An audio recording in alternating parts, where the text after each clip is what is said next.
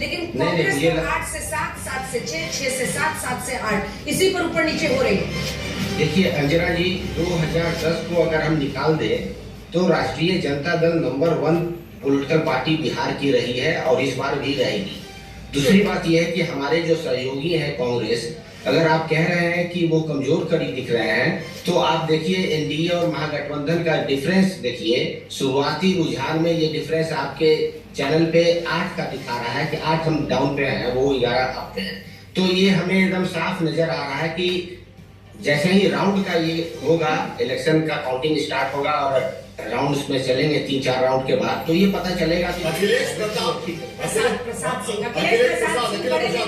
कांग्रेस के नेता उनके साथ में, मौसमी सिंह हमारे साथ में है। मौसमी, 7 सीटों पर इस वक्त कांग्रेस आगे चल रही है। सहयोगी पार्टी ज्यादा सपोर्ट नहीं, लेकिन आरजेडी नंबर 1 की पार्टी अभी तक बनी हुई है रुझानों में भारतीय जनता पार्टी के साथ साथ।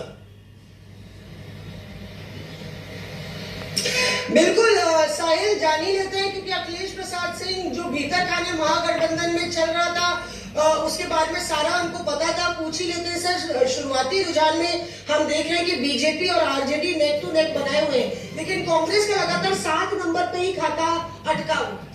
नहीं, अभी देखिए अर्ली ट्रेंड में ये बोलना उचित नहीं है।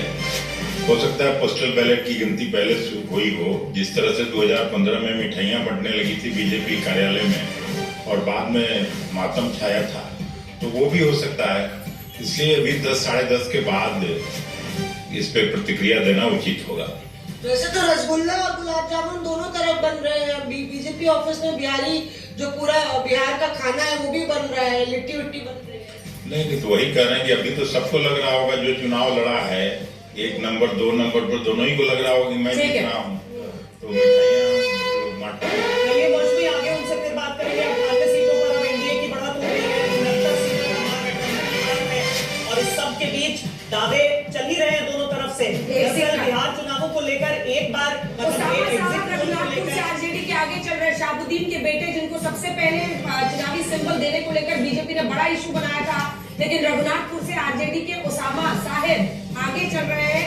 शाहबुद्दीन के बेटे, शाहबुद्दीन की पत्नी भी चुनावी रूप से सक्रिय रही है। बेटे उसामा को इस बार टिकट दिलाया उन्होंने और पिछली बार वो चले गए थे ओवैसी की तरफ। ओवैसी से जब रुसवा हुए तो पहुंच गए आरजेडी में। आरजेडी में इस बार सबसे पहला चुनावी सिंबल उसामा को ही दिया गया था और रघुनाथपुर की सीट से उसामा साहब आगे चल रहे हैं। सिवान से बीजेपी के मंगल पांडे आगे चल रहे हैं। ये तस्वीर बहुत दिलचस्प हो रही है क्योंकि 100 के बहुत करीब एनडीए जाता हुआ दिखाई दे रहा है। 174 सीटों के रुझान में 99 सीटों पर एनडीए आगे है, यानी सेंचुरी की